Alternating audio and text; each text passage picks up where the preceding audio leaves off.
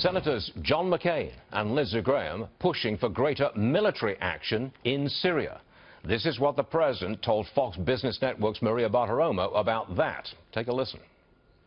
We're not going into Syria, but when I see people using horrible, horrible chemical weapons, which they agreed not to use under the Obama administration, but they violated it. They said they got rid of them. Hey, look, what I did should have been done by the Obama administration a long time before I did it. And you would have had a much better, I think Syria would be a lot better off right now than it has been. All right, you just heard it. That is the president. He said, we are not going into Syria. Reaction now from Ben Collins. He is a former Green Beret. Senators McCain and Graham are urging the creation of safe zones and grounding the Syrian Air Force. That's going a good deal further than the president wants to go. What do you make of the ideas of Senators McCain and Graham?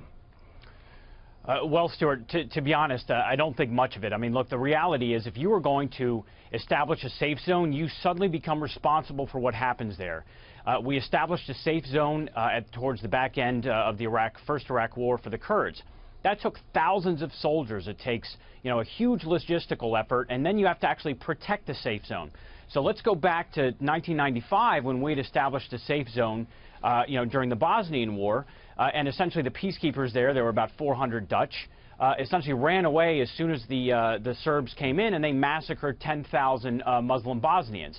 Now, again, safe zones are easy to say, but once you establish it, it becomes a massive target, and you better be ready to back it up with force. Well, that's safe zones. What about grounding the Syrian Air Force, which America could do relatively easily without troops on the ground? Sure, certainly, but then the question becomes, well, it's not just the Syrian Air Force that's up in the air, it's also the Russian Air Force. Now, I'm not saying that we should or should not. I hope that Senator Graham and Senator McCain think through what are the consequences. What if we shoot down a Russian plane? Right? What if one of our planes gets shot down by an air battery? What happens then?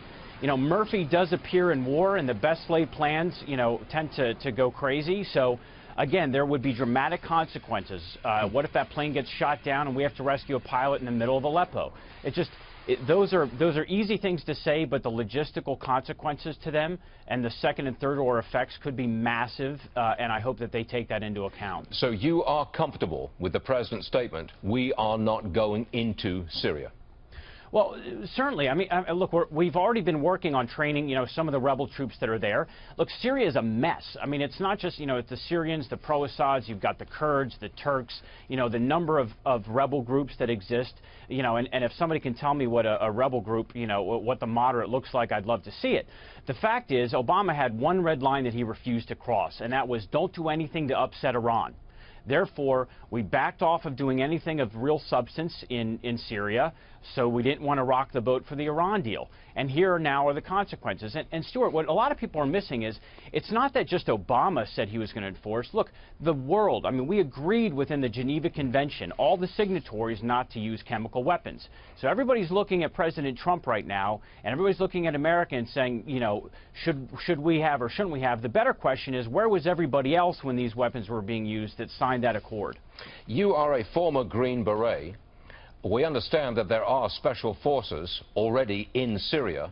Are they not now targets following America's attack on that Syrian airfield? Well, Stuart, I think they're probably targets all the time that are over there. The real question is, are they actually there with some very clear, concise goals that are realistically achievable? Are they going to be, greater targets?